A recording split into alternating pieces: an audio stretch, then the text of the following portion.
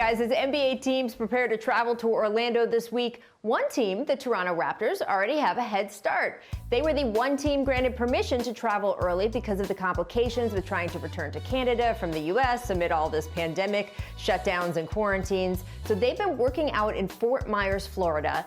And Raptors forward Serge Ibaka likes what he's seen so far. Here's his quote.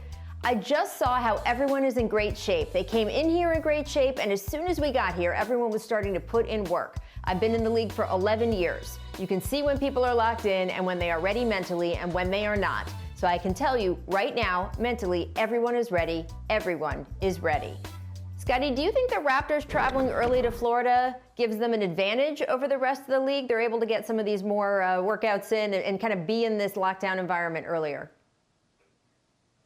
Rachel, I thought they was able to travel early because they were the defending champs, let's not forget. But I think if you think any team feels the confidence to even win a championship, it probably will be the Toronto Raptors. They've been playing good basketball before the break.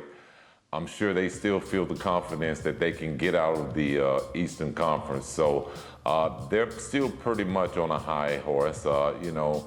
I'm not going to knock them for losing Kawhi, but I think that this team still has a lot of confidence and believe that they can get back to the finals.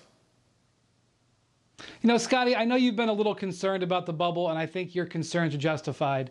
But if you want a reason to think that it can work, the little experiment of the Toronto Raptors is a reason for everybody to feel optimistic. They have been there for 2 weeks. They have no positive tests, knock on wood, that their latest round comes back negative. They had to go there early because of the difficulty of traveling between Canada and the U.S., which seemed like a downside. But instead, they haven't had to shut their facility. They've been able to work out together. And as Serge mentioned, Rachel, they've been building great camaraderie and great rhythm. And so the fact that their little mini bubble is working and that they have generally stayed happy and positive is an example for the other 21 teams that are joining them in Florida this week to follow. The truth is, we wouldn't really see the negative effects, if there are any, of them gathering in Fort Myers until later on, right? Because the one thing that the mental health experts who consult the league are worried about are these feelings of isolation, separation from these players' families, things like that. Those don't really kick in after 2 weeks. These guys take 2-week road trips all the time. So we will have to see if their longer extended bubble stay has any effect on the back end. They certainly seem to be developing great chemistry on the front end and just enjoying being together again. But you're right, Scottie, when you have talked on the show already today about guys having second thoughts. Garrett Temple of the Nets, one of the union's vice presidents, spoke about reservations that a lot of players are facing as they prepare to enter the Orlando campus. Take a listen to this. A lot of people have had second thoughts. I would imagine more than half of the league, of the players that are going, have had second thoughts. The question of us being comfortable, that's anywhere that will not be the case whatsoever. We will have to adapt, and we're gonna get tired of it. But in no way, shape, or form will anybody honestly be comfortable, whether it be on the court or off the court, during leisure time or not. So it's gonna be interesting. Brian, are Temple's comments consistent with what you've been hearing? I mean, I haven't talked to 200 players to say more than half, but my guess is that saying the half have reservations is low. I mean, look what's going on out there. We have numerous states that are having to backtrack their reopening. Florida has concerning numbers. We have, a half dozen NBA teams that have had to shut down their facility. A bunch of NBA teams and players who have either tested positive themselves or had seen teammates, their coaches or staff test positive. I would be skittish too. I think it's only natural to be skittish, but the thing that has been shining through all of this is the belief that the NBA has designed the safest thing possible.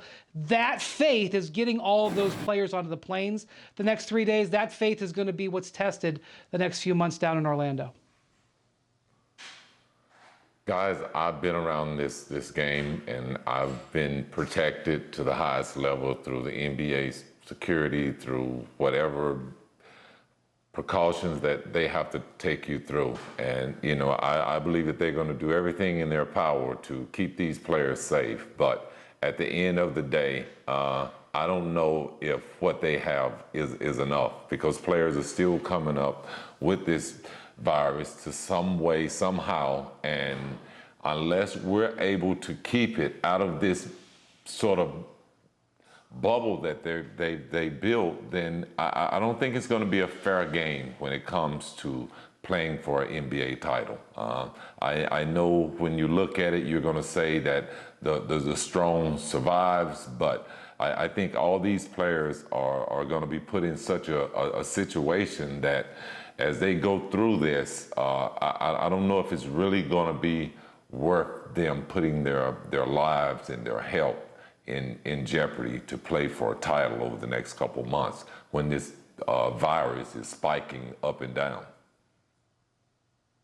It's so hard to figure out. In some ways, being on this Orlando campus might actually be safer for these players than being in their homes, unless they are really isolating in their houses, barely going to the grocery store, doing nothing else, seeing no one.